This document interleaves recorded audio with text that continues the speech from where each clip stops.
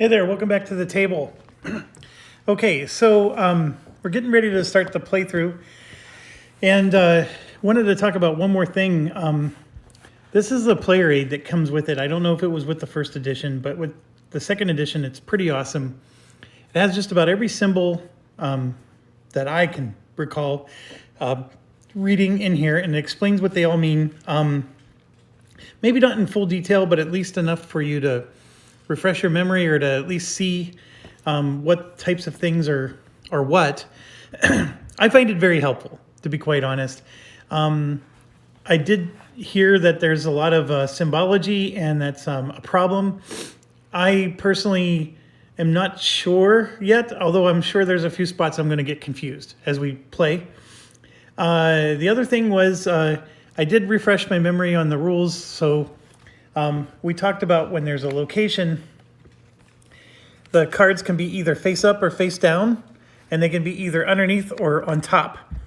So when they're on top, they have to be dealt with when you go to that location, but when they're face up, you can choose not to.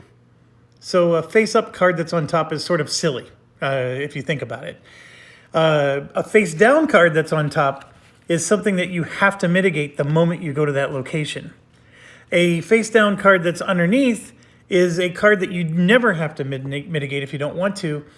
But if you choose to, then of course you're gonna have to deal with whatever the consequences are. Okay, so that's the difference. So like this location, Shiptown, has 3 events that are, they're basically face up, but they're underneath. So they're all purely optional. We're starting the game on New Jensen, and there's a face down card that is on top. So that's why this is the very first thing we're going to have to resolve the moment we start this game, which is now, essentially. But there was one thing we forgot to do during setup, and I always forget. But as you recall, the base has 5 rooms. You get to pick one room and build its level 1 for free. And so the room that I chose was the Armory room, and that's this one. All the rooms have the same exact cost, which is 3 junk modules. And the armor room, of course, lets you build armor. And so that is here. And as you build items, they're going to progress along until they complete it. Now, you need to have blueprints to be able to build anything, and I have 0 blueprints. So that room is useless to me at the moment, other than if you flip over this player aid that I started with, it shows the different rooms that are available. So you have the Forge, Workshop, Armory, Gunsmith, and Lab. And at level 1, these are the blueprints that you can build. So by building this room, I'm able to build a scrap armor, bulletproof vest, goggles, and night vision device. So those are the items that I just allowed myself that if I had a blueprint, I could build them. And then, of course, you can see the other things you can make elsewhere. I'm not saying that this is the best in the world, but all of my guys have 0 armor. And so that's why I chose this. Whereas all my guys have weapons of some nature, elsewhere. And I don't have the ability to make anything at the moment. So this is sort of a trivial decision at the moment, but just wanted to point that out. The next thing I want to point out is I don't know what kind of game this is going to be like. Like, obviously, we can craft our own items. We need to get the materials and the blueprints. Where are those blueprints? How do I get the blueprints?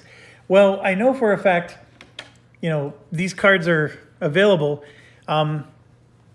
So, for example, this pistol here, if I spend 3 fuel credits, I can get the blueprint for the pistol and make as many of them as I want, and then I still need the materials for it. Or I can spend 12 fuel credits and just buy a pistol. Like, it's just a one-time purchase. Or I can sell a pistol for 6. I mean, that's what this is. So I can see here that just in New Jensen gun store, all these blueprints are available for purchase. So if I wanted to get an EMP ammo, boom, there it is for $1. I can do that. But then I would have to find the EMP ammo blueprint, which is buried in all of this nonsense. And like, let's say it was the laser sight, for example. Then I need 2 junk modules to be able to build 1 laser sight. Now, another thing that the game expressly states is I can build any of these rooms in the base and any gear, and I do not have to physically be there. Now, the one thing that thematically felt weird is, what if I'm carrying the components on my characters? And so I'm all the way over in New Huntsville, right? I'm discarding 3 junk tokens from New Huntsville's inventory to build something at the base, which is not at New Huntsville. It feels weird, but the rules basically say it's allowed. So you can start production of anything at the base without physically having to be there. Now, in order to pick up the item to use it, yes, you have to physically be there. And 1 second while I pause, my dog is stuck in something. Okay, puppy rescued. All right. Okay, so let's go ahead and get started. The campaign, of course, starts here, and it is a mountain of text. And it's not very easy to read, at least not with my eyes. With the light, it's a very light text here. But basically, let's go ahead and give it a go. I'm not real thrilled about reading to a camera, but let's try it.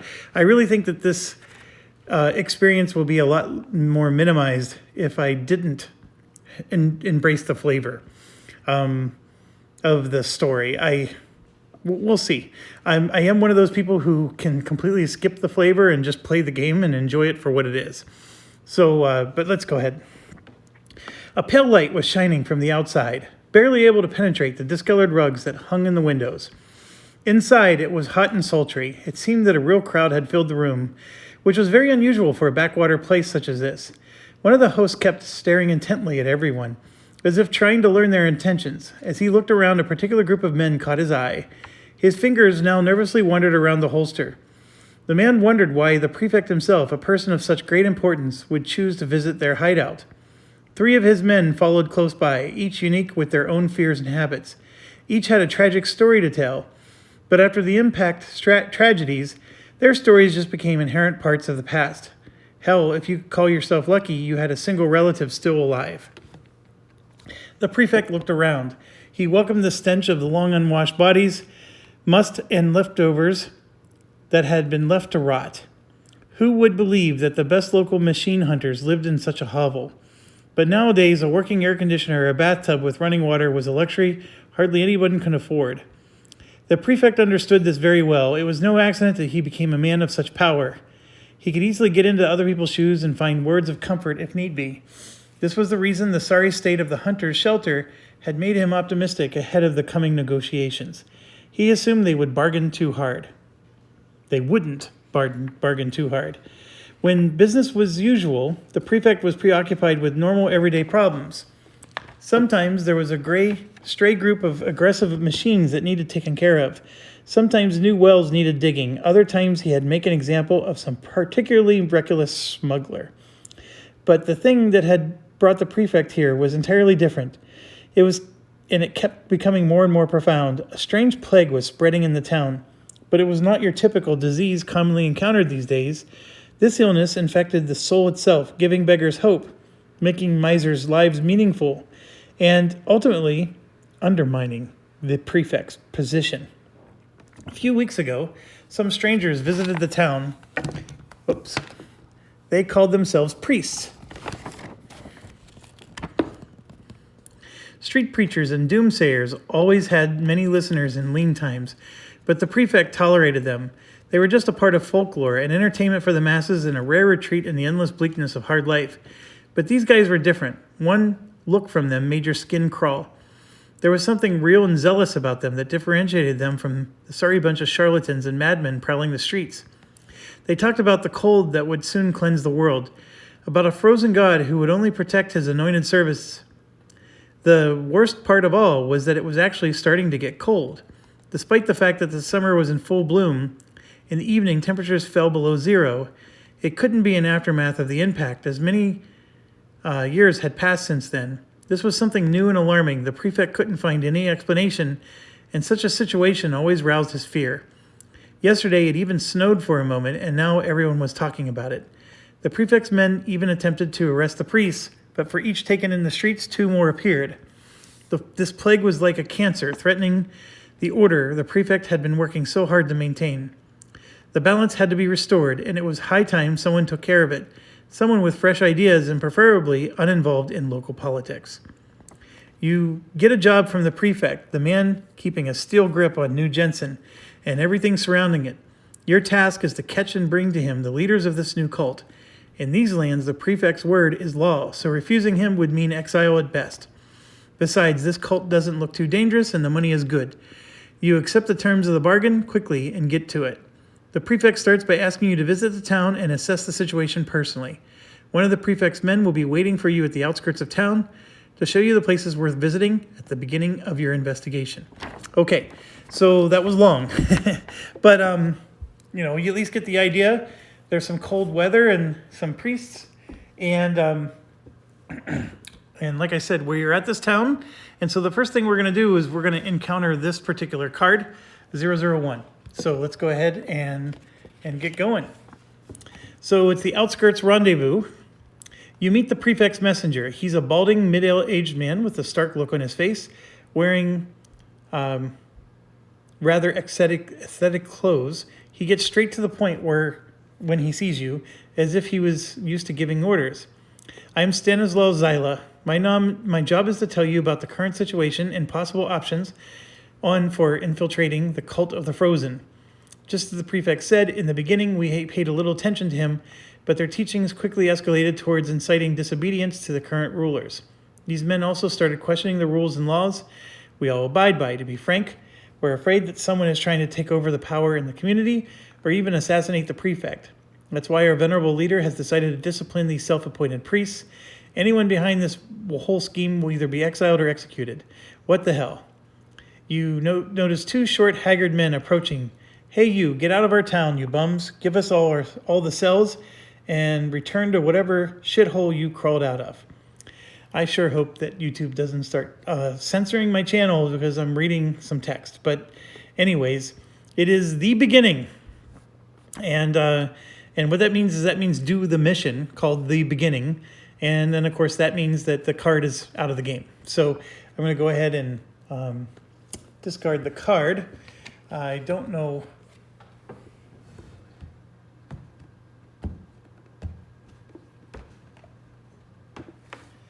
Yep, I'll put the card right back to the bottom of the pile. Okay, so we're getting ready to do a mission called The Beginning. And the beginning is, of course, right in front of us here. Stanislaw steps aside, apparently having no intention of intervening, and looks nervously at his watch. Take care of them, boys. I have no time for such bullshit. You have 5 minutes to play, he says. The thugs remove spiked clubs from beneath their coats and close in on your group. Okay, first things first. It's telling us to use the map STR01, so I'm going to go find that. I will pause the video to do that. It's letting you know that you can start in either of these 2 locations. The enemy starts in that location, the red one. And it's telling you that there's 2 enemies. There's going to be a muscle with a club and a bandit with a pistol. And then, of course, that goes into section number 1. And then number 2, of course, is our character deployment. And then, of course, we have to defeat all enemies by the end of turn 5. And then with a special rule, if at least one enemy is defeated, the other runs away. His figure is immediately removed from the board and the players win.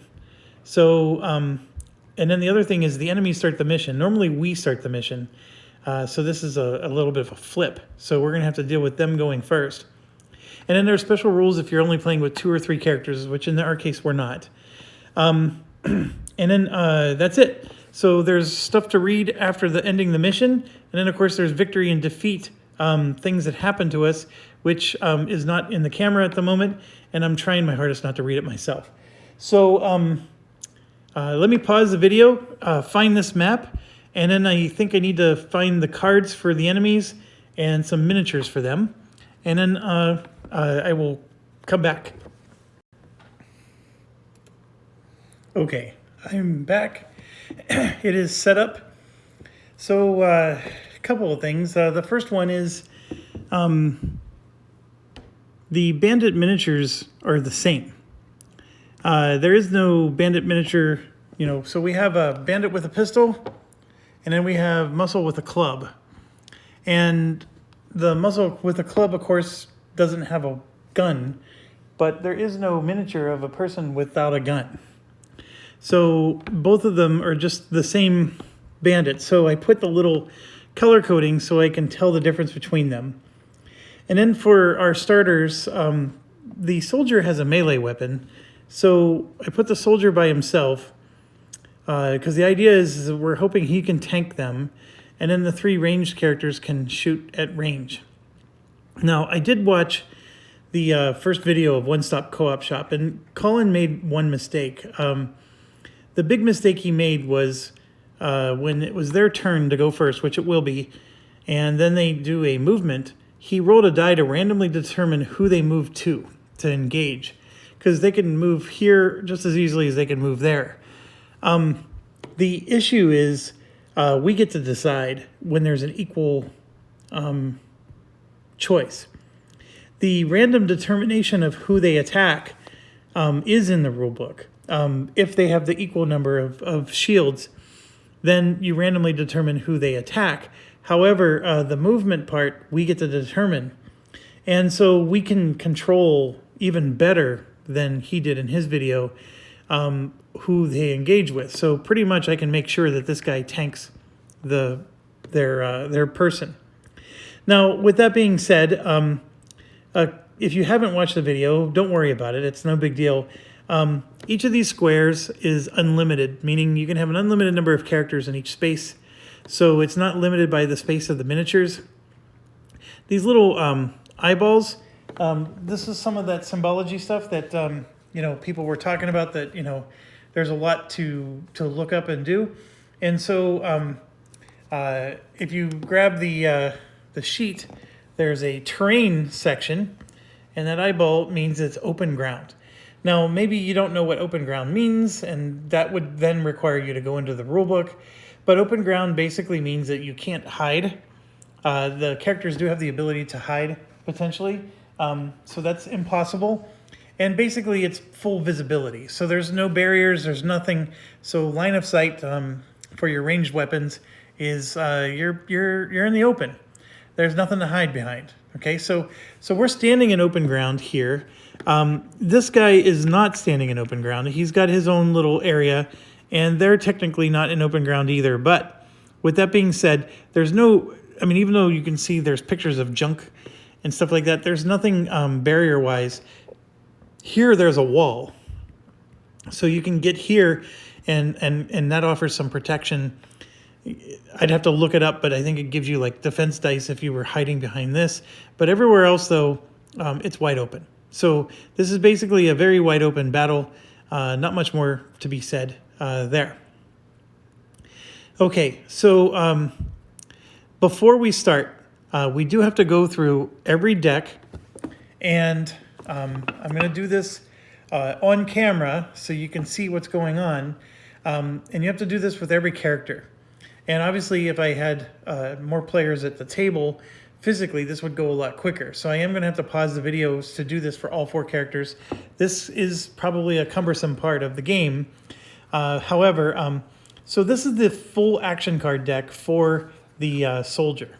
Okay, so what you need to do is grab all the level 1 cards. And there's 25 of them. And at the start of every mission, they're going to start with 25 cards in their deck.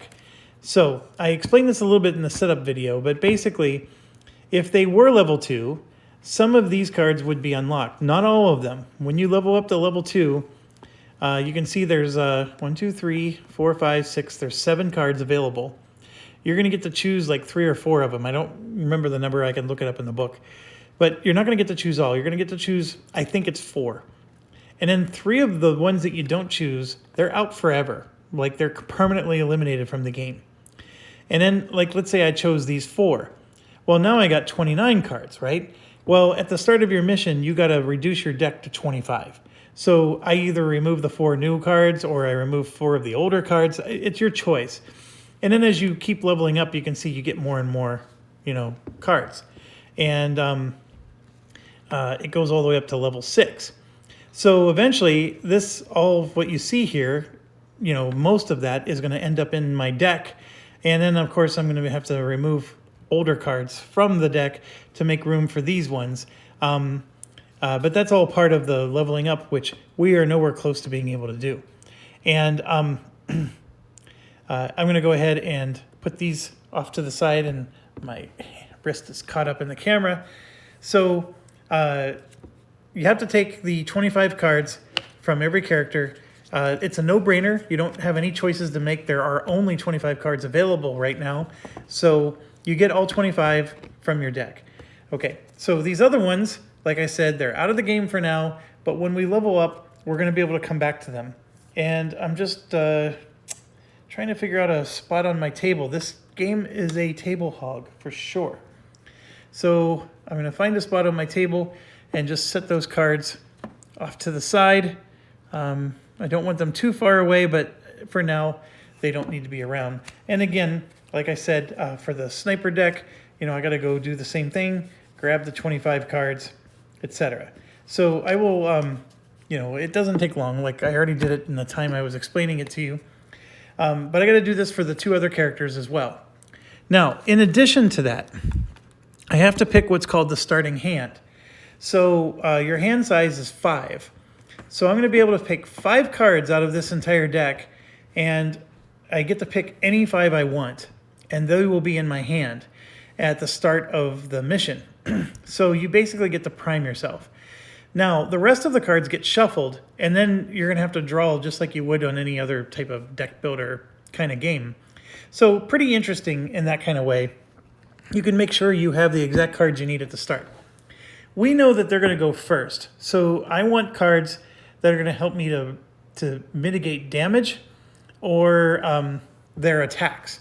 And so, for example, this is the soldier deck. You can see here a whole bunch of cards are moved 2 spaces. Well, you know what? I don't think I even need these cards, but they're still going to be in my deck. They're definitely not going to be part of my 5. Now, there's 3 types of symbology you're going to see. You saw cards like this one, which are just gray. And these are action cards. And when it's your turn, you're going to get to do 2 actions. So there's some basic actions you can do, which cost 0 cards. Or you can spend a card, and then you get the action that's on the card. And these actions are usually superior to the ones that are basic, usually.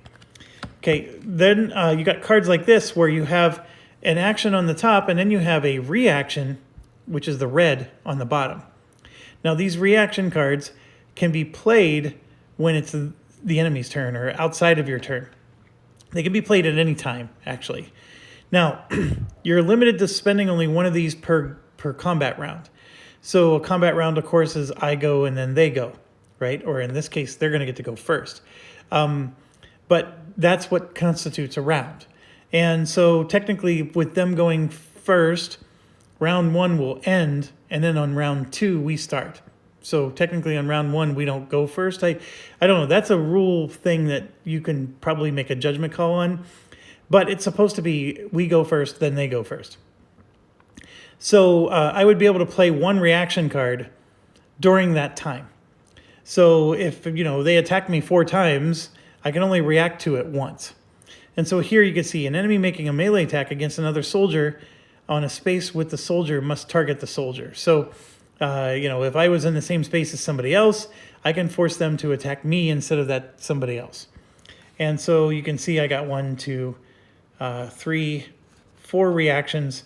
None of those help me because I put the soldier by himself. Then here, during an enemy melee attack, I get +1 strength. So,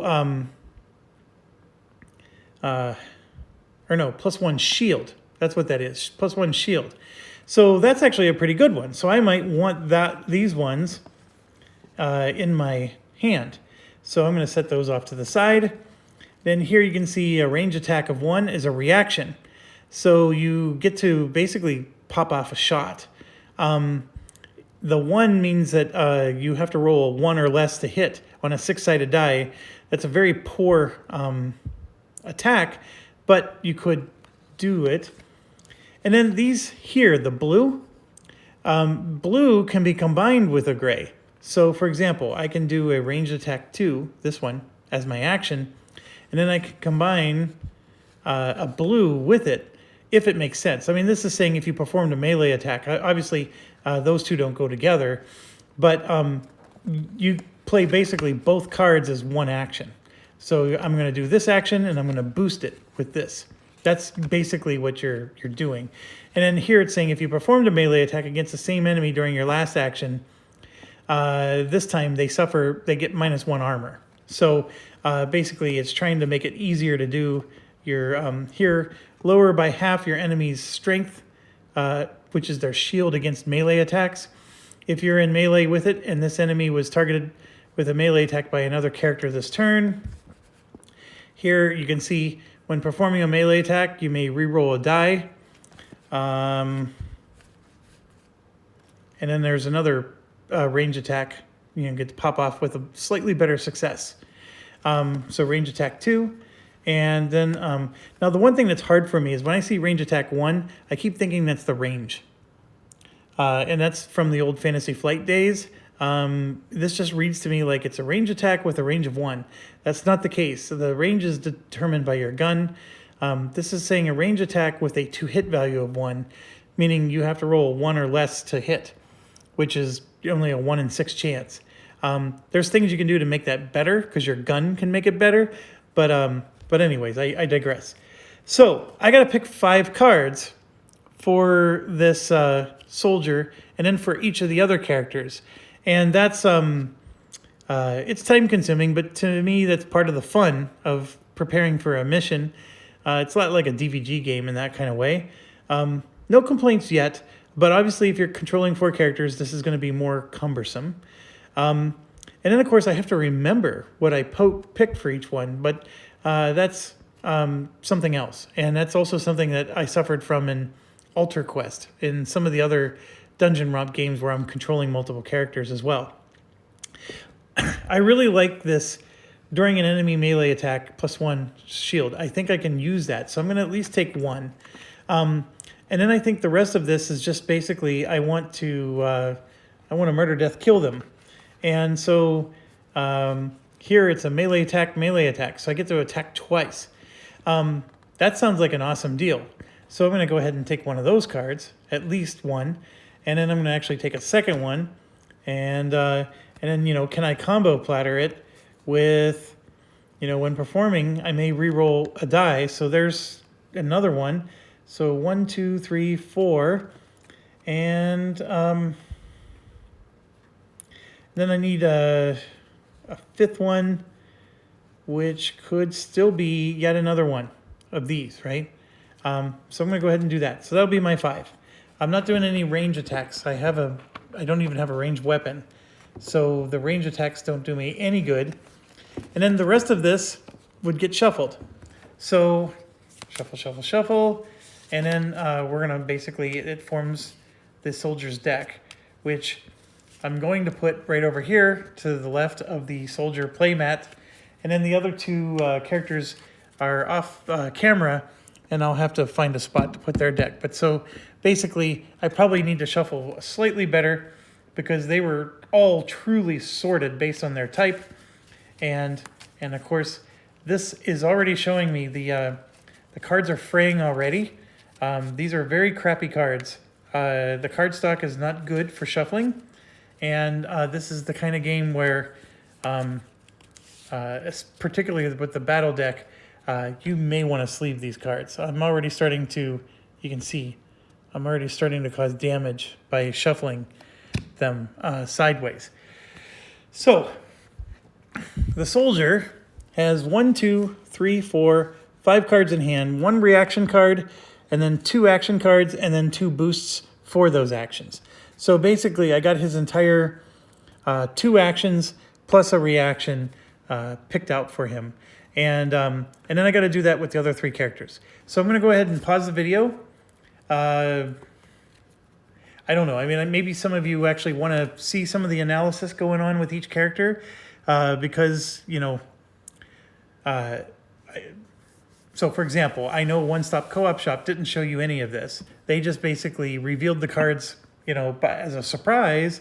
And And maybe some of you who are thinking about getting this game, you really want to see the choices that we have for each character type, because, you know, that's helping you to maybe plan for yourself. I don't know. I mean, it could go either way. Maybe for this first time, we'll go slow and go through each one, and then maybe I'll speed it up later, right? Because once you've seen the cards, there's no point in re-seeing them over and over again. So let's do the sniper one then for that same purpose. So we have all these move cards, which again, I'm going to just get rid of. The sniper does have a range attack, so we want to do range attack attacks. And then this is +1 die when performing a range attack using any scope. Now, we don't have a scope, so that's not very good for us. These cards are worthless, but the range attack 2 on the top is not bad, so I'm going to set them off to the side.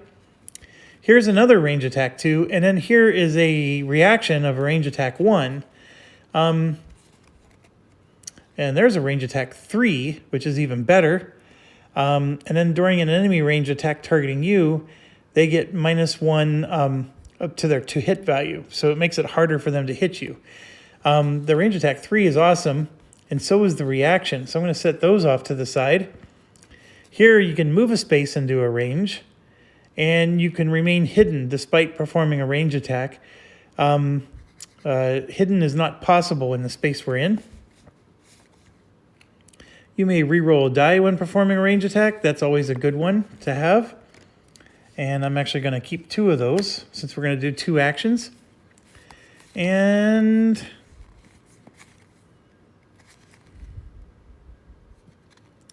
the enemy's armor is treated as if you attacked its flank. So that's pretty good too. Ooh. So it's that or re-roll a die. You know what? I'm going to put the re-roll a die back in. So here's what I'm going to do. I'm going to take the 2 range attack 3s, and then I'm going to take the 2. One of them is re-roll a die. The other one is treat the armor as if it's flanked. So that's 4 cards. And then let's get a reaction card going. So we got reactions where we can attack them. That's a nicer reaction where we get a range attack 2.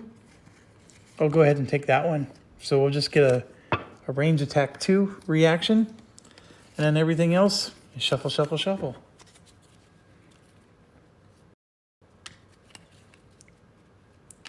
So the reaction of attacking them is interesting because I said you can play it at any time, and I actually need to look up, like, what exactly does any time mean? Like, can we do that before they even go? That's a very interesting situation. But we have several of these where you could pop off a shot like that. So it'll be nice to know when exactly that happens.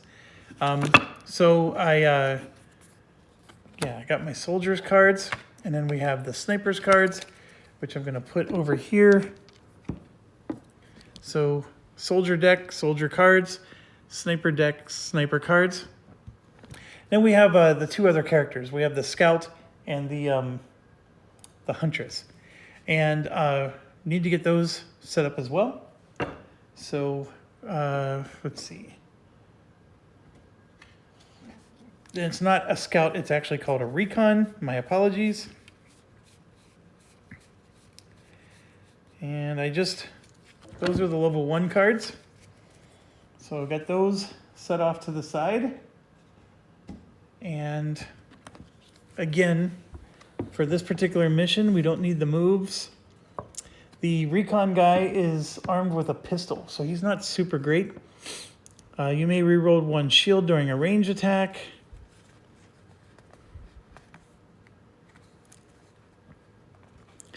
First aid, heal 2. I like that one because we might need to heal some people. So we'll grab 2 of those, and maybe we'll use him as a healer for now. Here, lower the number of health lost during this action. So if somebody takes the damage, I can actually lower the number of damage taken. So that could be a nice reaction.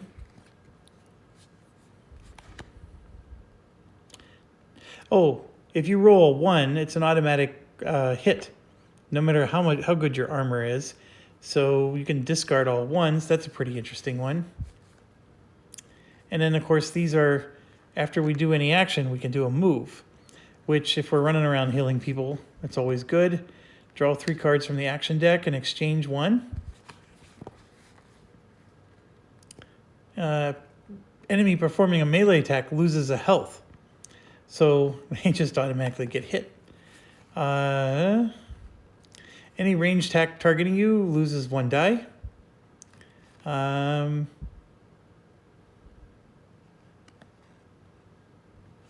Interesting. So we have 3 cards picked. I need 2 more. We're going to do the heal. And then usually we do a boost. So I'm going to go ahead and grab these 2 for the boost, which will allow me to move around and heal people. And you might be thinking, well, why don't you just take the medic? It's a good question. Why don't I just take the medic? I think for now, with him just being armed with a pistol, this is as good as it gets. Now, you might be wondering, well, why am I so poo-poo on the pistol?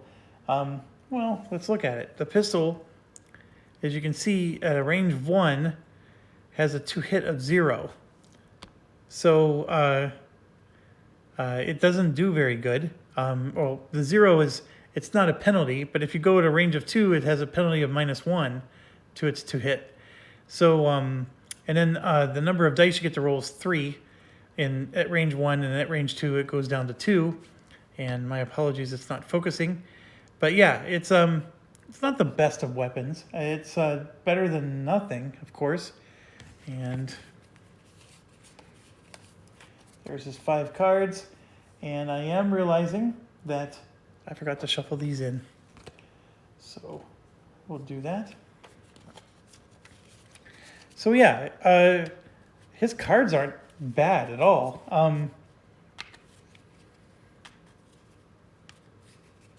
Very interesting character. I am going to have Medic Remorse the entire game. And what I mean by that is I'm going to be second guessing on whether I should have brought the medic instead of one of these guys. So forgive me there. One of the reasons I didn't choose the medic is because the recon guy does have healing capabilities. And so from that perspective, I'm like, well, he can heal and he can, do other stuff. I also like the recons. Like I look at some of their powers they get when they level up. He's got some pretty nice powers. He seemed to me to be a no-brainer. Like I would almost get rid of a sniper or something before him. But with that being said, let's look at the last one. This is the one I really was contemplating not playing in lieu of a medic, and that is the Huntress. The Huntress, get rid of the move cards. She has a machine gun, which that part is, it's semi-decent. It's actually, the pistol's a little bit better. The rotating freely, the direction you're facing matters, and you can be flanked. And if you're flanked, you lose armor, bonuses, things like that. So she can react and always rotate to, whatever. So she can avoid being flanked. So pretty interesting. Not needed for this particular mission, but it's interesting. This one's range attack 2, so we can do a quick react if we want. And is that it for right here? Range attack is targeted with -1 to hit, which is good. But it has to be targeting you. And here's one: an enemy moves 1 less space. I saw Colin do this at One Stop Co-op Shop, so I'm stealing that idea from him. When performing a range attack, an enemy targets the closest character in its line of sight instead of you. That's fine as well.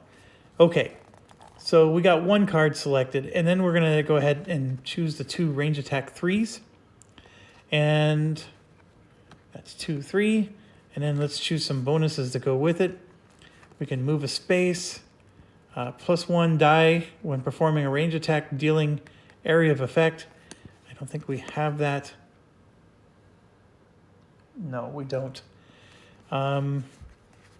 So the other 2 are really not as crucial. So we're going to go ahead and pick, we'll pick 2 of these. range attack 2 cards, and there's the 5 cards for her. So one of the other cards that I guess was really good for reaction was probably the medic card, but that's okay. And we didn't choose the medic, so... Alright, so her deck is ready, and her 5 cards are ready, and now we're ready to actually start the mission. And I can already tell you, that was lengthy to do. And we're going to be basically fighting 2 guys, which I think we're going to resolve in probably 1 round. So you could argue this was too much. And I can see why somebody maybe doesn't like the game for that reason. I think you sort of have to just embrace that this is the game. You're either going to like this kind of work or you're not. Okay, so we're going to have 5 characters, or I'm sorry, our 4 characters are represented here. And I'm putting all 4 of them here next to turn 1. And I will put them on the turn 1 whenever they take their turn. And I like this idea. Colin did this in One Stop Co-op Shop. The mission length is 5 turns, so we're going to put the timer on the 5 there. So you can see the timer's on 5, and we're going to be starting turn 1. Okay, now they go first, so let's go ahead and do that. And we get to choose which of them goes first. It's usually the one with the most health. Oh, you know what? They changed this. This is different than first edition. Muscle with a club has 4 health. And Bandit with a pistol only has 3 health. So, or did I pick the wrong guy? Nope, I picked the right ones. Okay, so if they had the same exact health, the one with the highest health goes first, and then you get to pick. But in this case, the highest health really is Muscle with a club. So he does go first. So he gets to do 2 actions, just like we get to do 2. And just to help you to read the card here. So this here is the, he does melee attacks. And that little fist is his strength. So he is going to get to roll 2 dice. And then this 2 on the bottom means that if he rolls a 2 or a less with those dice, he's going to hit. And that each hit is a loss of health. Now, when somebody's attacking you in melee, so let's say that he was attacking himself. I know it's a silly example, but he has a melee defense of 1. That's what this is. This is a melee defense, and the 1 down here is a 1. So what would happen is he gets to roll 2 dice, and those are both misses because this is a 4 and that's a 5. But let's say that they were both hits. So he would do 2 hits to himself, and his 4 health would go down to 2. However, there's 1 armor here, and so he would get to roll an armor die, which is about 50%, it looks like. 50% blank, 50% shields. So the blank means that, you know, the armor didn't protect him, so he would lose 2 health. If he would have rolled one of these, then it would have protected one of the hits, and he would have only lost 1 health. So that's how it works. And instead of him attacking himself, he, of course, would be attacking us. And the way, if you've ever played Sword and Sorcery, this is actually a lot like that. The way it works is, for his 2 actions, he always does the topmost one first if he can. So he wants to do a melee attack. Well, he's here, and there's nobody in his space, so he can't. So then he's going to come down to this one, and he's going to try to do number 1. And if he can't do number 1, then he'll do number 2. So it's a little weird. Like, why aren't these 3 different actions, right? This melee attack, and then this one is number 2, and then this one would be a 3rd. But he sort of like combines 2 different actions into 1. I don't know. It's a little weird, but it makes sense. I mean, it's not, you know, I'm not going to lose sleep over it. So he can't do the melee attack. So he's going to do the move 1 to target a melee attack. Now, this is the part where in other videos I saw, he can move 1 to here or he can move 1 to here, and they all have equal armor against melee attacks, which is 0. And And so he gets an equal choice. And so you randomly determine which one he's going to move to. But for movement, we get to decide. So we are technically getting to decide who he's going to engage with. So I would choose this guy, for example. Now, that's where the little trick from One Stop Co-op Shop comes in. The recon guy, nope, not the recon guy, the Huntress has this reaction card, this one right here. So he's getting ready to move, and she says, oh, contraire, mon frere, an enemy moves one space less. So that card is now played, and sorry, I'm just trying to find a discard pile for her. Okay, so she played the card, and then what's going to happen is his movement got canceled, so now he can't do a melee attack. So he did attempt to do this action, and it just failed. So his whole first action is over. So now he moves to action number 2, where he's going to do it again. You know, this fails, and now he moves to this. So this time around, he is going to move forward, and he is going to melee attack our soldier. So we're going to go ahead and roll 2 dice for him, like you see here. And then the soldier has 0 defense, so we're just going to basically take it.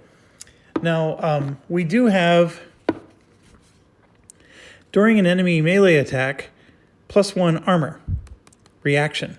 So we're going to play that card with the soldier. And so that means we do have an armor. So I don't know if there's any reason not to do this, but we're going to roll all 3 dice together. And so that one, of course, if I just do this, it's going to be done. These are both misses. And then, of course, I rolled an armor, so I would have blocked a hit anyways.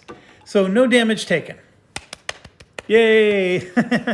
This is like such a starter mission, it's not even funny. But I'm still happy, right? And then his turn's over, muscle with a club. So now we go to Bandit with a pistol. It's his turn. Bandit with a pistol, the parting leap is the game term for if they're engaged in melee and you want to disengage and move out of the space, that's a parting leap. So a ranged guy does not want to be engaged in melee with anybody. So first thing it wants to do is parting leap. And of course, if it can't, or if it's still stuck with people, because, you know, it's dealing with people, it'll melee attack. It does both of these. Or if it can't move, it'll melee attack. Next one is right here, range equals 1, which is this case situation. He's 1 range away from all these guys. He's going to do a range attack with a -1 to hit. And then he's going to move 1 away, but that's not until after he does the range attack. And then here you can see it says range greater than 1. He'll do a range attack, blah, blah, blah. So for the first attack, he's going to choose a target, range attack -1, and then move 1 away from the character. That's the FTC. And he's going to move away.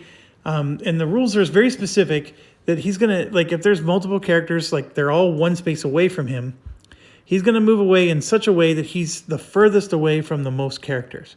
So, for example, he would move to here. He's going to be 2 spaces away from everybody.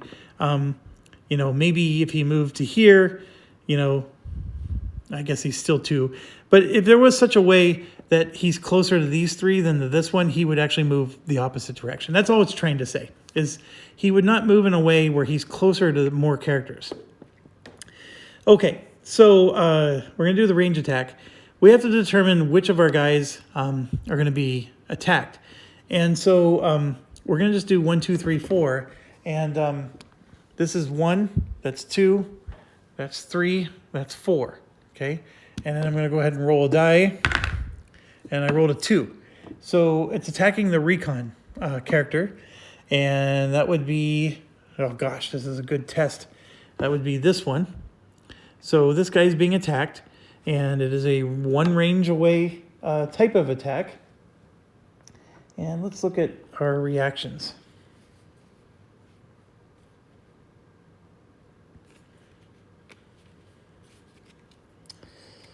I do have the ability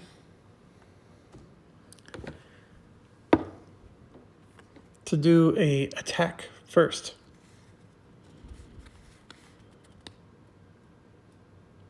See, this is the enemy range attack targeting you. She wasn't targeted. This is the sniper. So we're going to actually do this. We're going to pop off an attack against him first. Now, there's a good question here. Should we attack him or should we attack the melee guy? Because all we have to do is defeat one of them, and then the other one runs away.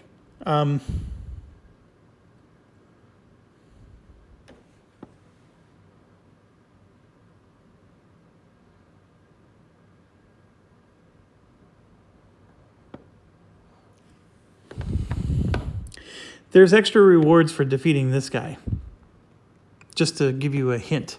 So if you peek ahead at the victory, results, if you defeat the guy with the gun, you get extra rewards. So let's try that. We're going to do a range attack 2, and that is with our sniper character. Now, the other guy is going to still get to do his attack. In fact, we probably should resolve it, but somehow or another, if we can kill him, he only has 3 health, then he doesn't get to finish his attack. So here you could see at a range of 1, the gun rolls 3 dice, but it gets a -1 to its to hit. If the range was 2, we actually get a better chance at hitting. So actually, we're going to wait. We're going to wait until he backs up, and then we'll do this reaction for his second action. So we're going to go ahead and let him finish his attack. So Bandit with a pistol is 1 range away, and you can see that is a 3 dice roll, and he has a to hit of a 3, which is really high. So that's not good. All right, so his to hit is 3, and he gets to roll 3 dice. Wow. Against Mr. Recon here. And let's go ahead and see what happens. And there it is. There's 2 hits right there. That's a miss. So 2 hits on Recon. And I want to just check a few things. Our Recon guy has a reaction that says lower the number of damage by 1. But he also has a heal 2, which I'm just now realizing I don't think he can heal other characters. I think this is only himself. But it has to be other characters. It's just anybody in his space. Because he's applying first aid. Yeah, that makes sense. We're just going to go ahead and take the 2 damage because he can heal the 2 damage on his turn. So no reason to worry about it. And if I grab the camera here, this particular character is, in a weird spot, but 1-2 damage to him. Okay, so that's his first turn. And let's not forget that he also gets to back up 1 space. So he would do that. Okay, so now for his second turn, he's going to just straight up do a range attack 2 spaces away. But this is where we're going to come in. We're going to do a range attack with a to hit value of 2 ourselves. And that is the sniper character. And again, just a reminder, with her gun, she has a sweet spot of range 2. Range 1, she gets to roll 3 dice, which is great. However, she gets a -1 to her to hit because they're a little too close. But if you go to range 2, she gets to roll 3 dice, but her to hit is 0. And then at range 3, she gets to roll 2 dice, and she actually gets a +1 to her to hit. So she gets a better chance to hit, but rolls less dice. So that 0 means that it just adds nothing to the card. So the card is giving a to hit of 2.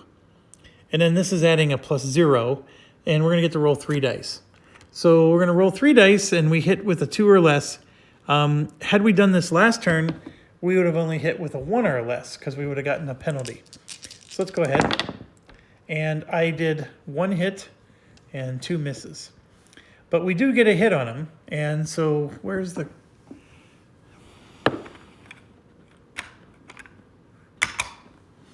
I know I have the tokens here.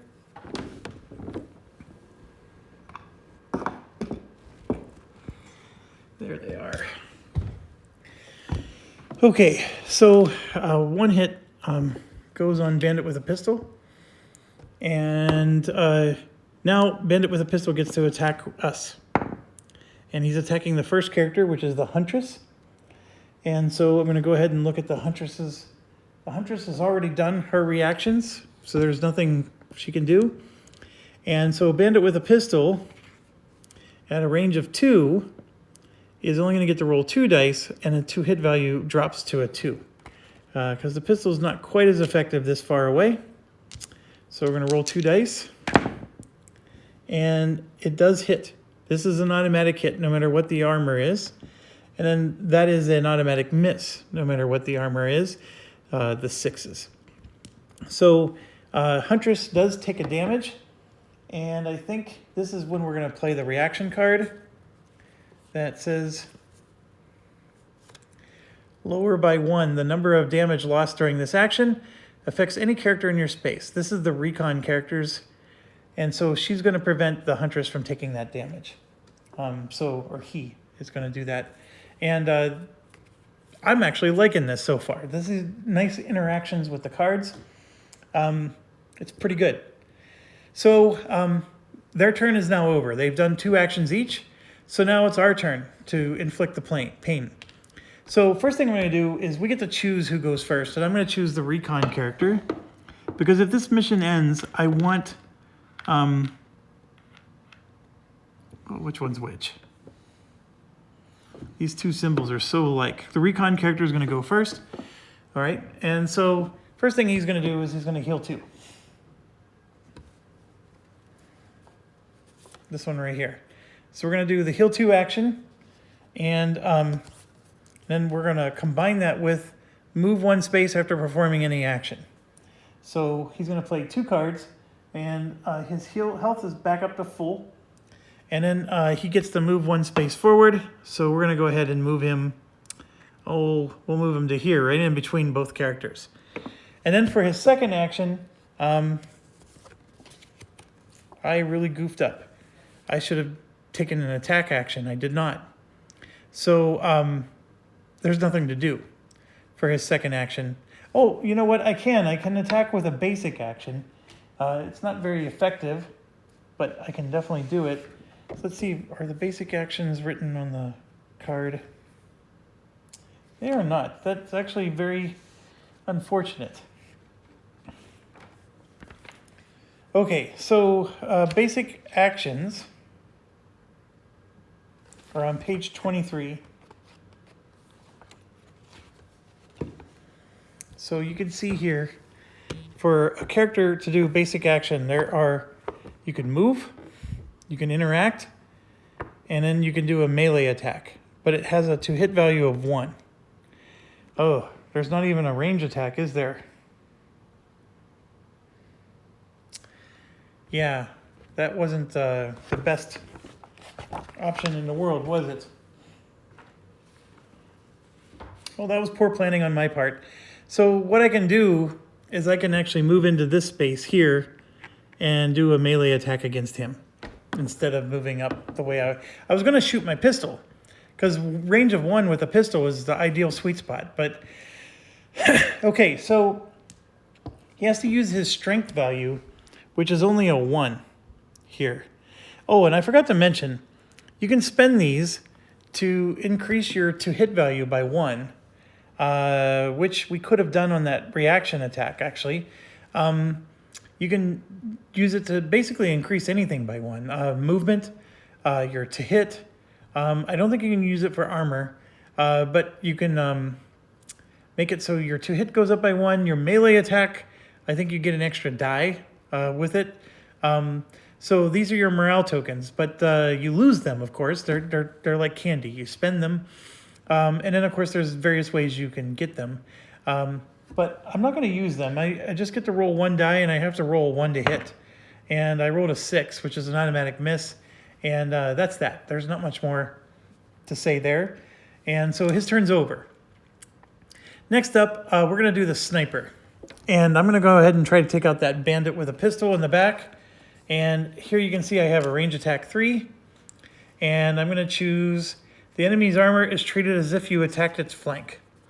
So we're going to do that. And I forgot, when we attacked the bandit with a pistol, he had armor. We forgot to do that. So, bandit with a pistol. Here's the different armor values. So you got, these three here armor values are for, this one's for like an area of effect attack, like an explosion. So you see it's a 1. This one with the little arrow pointing up is a mind attack. And then these three are normal armor. This one is if the character's facing you, it gets 2 armor. So basically it has 2 armors in a chest, and then 1 armor if it's flanked to the side, and then 1 armor if you're behind it. So what we're doing is we're saying the enemy's armor is treated as if it's a flank. So it's going to be reduced to a 1 instead of a 2. However, when we attacked it that last time, it got 2. So see here? He rolled 1 defense, so he has no damage at all. Whenever we damaged him, he really wasn't damaged. So this guy's a real jerk. It's going to be real hard to take him down. So we're going to go ahead and do a range attack 3. And enemy armor is flank, so he's going to get 1 defense die. Let's not forget to add that. And then, like I said, we get to roll 3 dice. And the to hit value is 3, which is good. So we're going to go ahead and do that. And let's go. So here we go. 1, 2, 3 hits with no block. And that was awesome. That was a really good roll. So 1 hit was all it took. And the bandit with a pistol only has 3 health. So he's dead. We got him. And the rules for the mission state that when we kill one, the other one runs away. So we actually don't have to keep playing. So mission accomplished, success. All right, so let me get these cards put away and put some dice to the side. And here we go. I'm gonna get out the mission book. Let's talk about success. Let's get these baddie cards put away. I'm gonna just push the mission out here. One of the reasons I left this middle of the table open is largely so the camera can see everything. All right, so we have a victory. So we did it in the first turn. Are you finally done cleaning up? Stanislaw asks, looking unimpressed with your effort. I didn't expect it would take so long. Well, as my father used to say, the first pancake is always spoiled. Now that the welcoming party is finished, we can get back to the task at hand. So here, each character gains 1 experience point. So I'm going to use poker chips for my experience points. So I'm going to go ahead and give out 1 to each character. And I will do that right now. And you might be wondering, why aren't you just using the chips that come with the game? I could. I just choose not to. The character who deals the finishing blow to the bandit with the pistol gains 1 morale. That's the thing that I was trying for, and I succeeded. So I'm going to grab a morale token, and that goes to our sniper.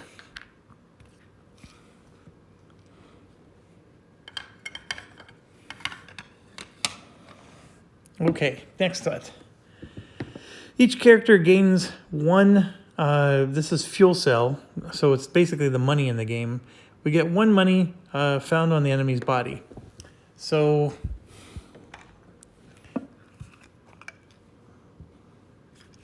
basically we get $4. And I'm just going to go ahead and grab 2 2s. Like that. I don't think it matters who's carrying the money. So I'm just going to put all the money with the soldier at the moment. And that's it. Now, if we were defeated, then there would be, everybody would at least still get an experience point. You can see here.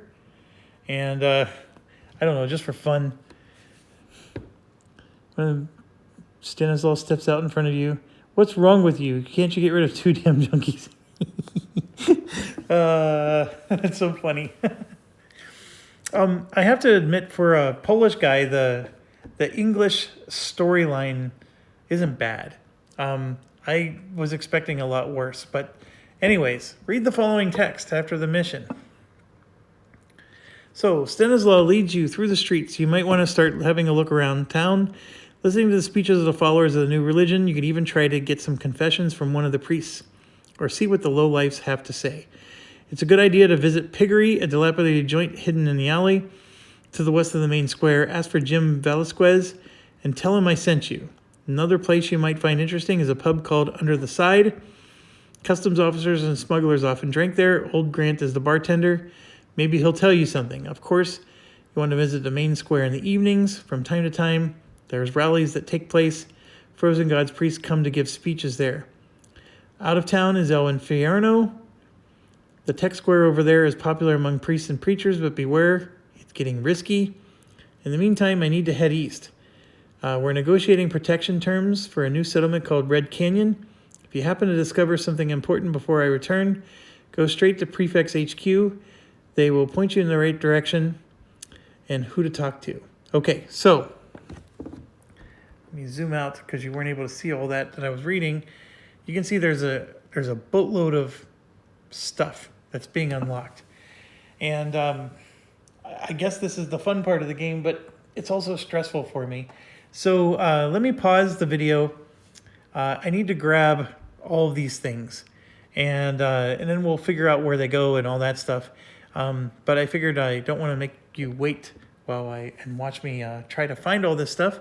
But now it's time for the Choose Your Own Adventure. Okay, I probably could have just set all this up for you, but I figured I wanted you to see the insanity. Okay, so number 2 needs to be face down. And one of the first things I ran into is there's a 2A and 2B. And then, of course, I peeked at them. And I realized that 2A is just a bunch of story. And then 2B is the actual consequence to the story. So you need both. So when you see A and B, and again, this is getting back to some of the other games I used to play, usually there would be like a location 2. And then after you make a decision, like let's say there's a broken, like a hut, and then you repair the hut. Well, the hut would be location 2, and then when you repair the hut, then you pull out 2A, and that replaces location 2, because now this is location 2 with a repaired hut. This is not that sophisticated, folks. 2A and B are just considered 2 in this game. And so place 2 face down over 405. So 405, this gets a little tricky. 404 is New Jensen. And then you can see there's a 404 in all of these. And then here in the street signs, you can see that under the side is 405 written on the street side. So these two go face down over it. And remember, there's that whole over versus under thing. So this is over, meaning that if I decide to go to this location, these two cards would get revealed and resolved. So that's sort of more or less what we're doing here. And so the next thing that it says is it says place 003 face down over 406. So again, 003 has 2 cards, an A and a B. And then I'm just looking over, 406 is the Piggery. So that's going to go over Piggery. And then we just keep going. 4 is face down over 407. And 407, in this case, is the main square. So I'm going to go ahead and just do that. And then the next one is 522 is face down over 409. Why it decided to go to a higher number, I have no idea. But this goes over 409, which I don't have. I'm just realizing I don't have 409 out. It does say right here, 408, 409, 410. So did I somehow...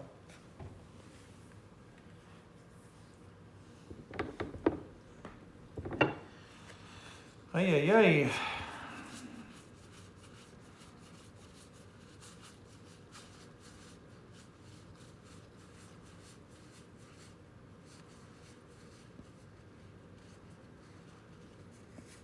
Well, there's 408A.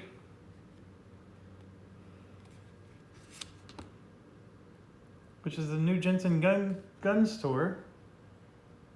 But there's a New Jensen gun store that's 408. So yeah, in this case, they are different. I'm going through this deck and I don't see a 409. So that means 409 is already out here. Oh, it's El Infierno. 409 is El Infierno. Okay, so this goes over 409 face down. So this is what's going to happen if we ever arrive in El Infierno. All right, next up is place 005 face down over 410. So here you can see there's an A and a B. And 410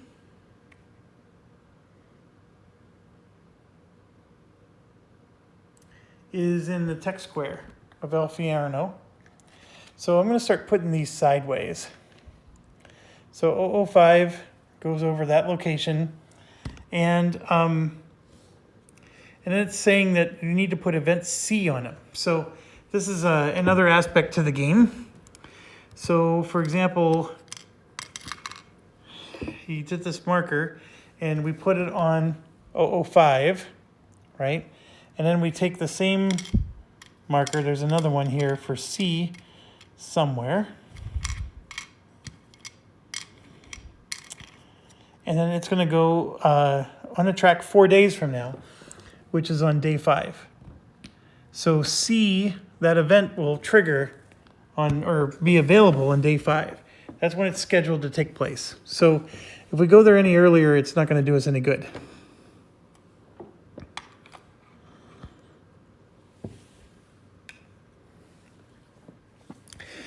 Okay, then 508 is face up.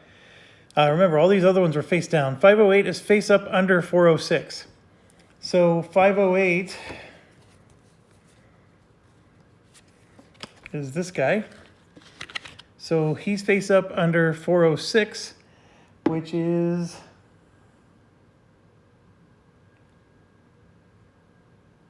boy, I'm having a hard time. Oh, that's the piggery. So we have some face down ones on the piggery. This one's a face up one on the piggery. It's an airplane wreck. Interesting. Okay, so then it's saying 501, 504, 506, 513, and 543 are all face up under 407. So I got 1, 4, 6, 13, and 43. I already sorted those out for you. And they go under 407, which is, which one's 407? I'm looking. That is the main square of New Jensen. So these ones are face up.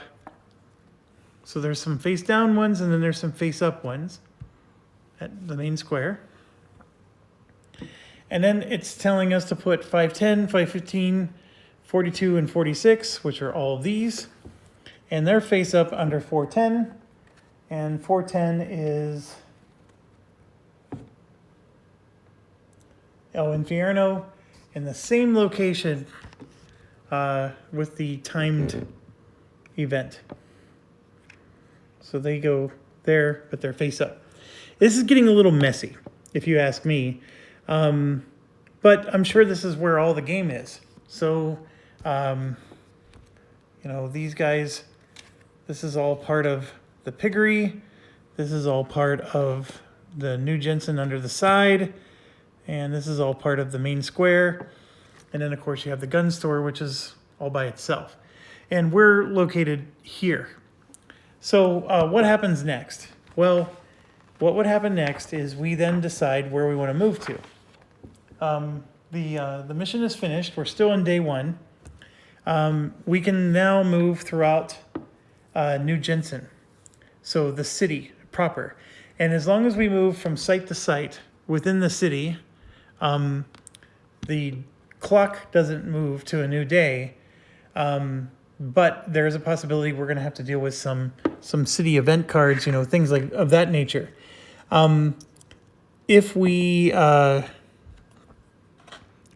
to move to another location, then that's going to cause the timer to move, and we would move to day 2, day 3, etc. So those choices, the world is our oyster. Now, when we beat the mission, it recommended that we check out the town and go to the piggery and things of that nature, and that's of course what we probably should do. But I'm going to leave that for the next video. So this is a weird game. There's no doubt about it. There's some fiddliness to it, especially with the cards. I mean, this is what it looks like right now with all the cards and everything. And I think the best way to figure out where to go next is I'm going to have to look at these cards. And obviously the face down ones, I'm not supposed to know what they say. But I think we're going to go to all 4 locations in the New Jensen before we would ever consider going to Shiptown or anywhere else. Now, what are we going to do with those? Well, it's going to depend on what these cards say. And I'm assuming they're going to have various jobs and things to do. And then we'll just have to play it by ear. And this is, of course, where the decision making is going to hopefully get a little bit fun. I obviously, I always get concerned about these things because, I have no idea if, like some of these places you can work and make money, but it costs a couple days or whatever, is that worth doing? And that's the stuff I had already mentioned in the setup video. So I'm not sure, but that's part of the game as you play it. And I need to not be so concerned with winning. That's what's happening to me is I'm worried about how to min-max this game and how to optimize my win. When really, I'm sure this game has some forgiveness to it. It's meant to be a bit of an enjoyable exploration type of game. At least I hope it is. So obviously I'm already thinking about okay, what's the best path and all that other stuff. And I'm clearly not going to know that. All right. Well, I am going to wrap up. It is late. I sort of squeezed this video in when I shouldn't have. But I hope to get back to this some more tomorrow. Am I having fun? Of course, I'm having fun. I'm early in. Is it fiddly? Yes, it's quite fiddly, in fact. How does this compare to Sword and Sorcery, Folklore, some of the other games I've played? I can't compare them yet. It seems to have a mixture of all of them, which means that the designer did a good job of paying attention to how other games are made. There's some aspects to FFG doing similar concepts as this that I liked. I liked the way FFG did things. He's copying a lot of that, but he has his own little twist. It's okay. I really don't have any complaints yet.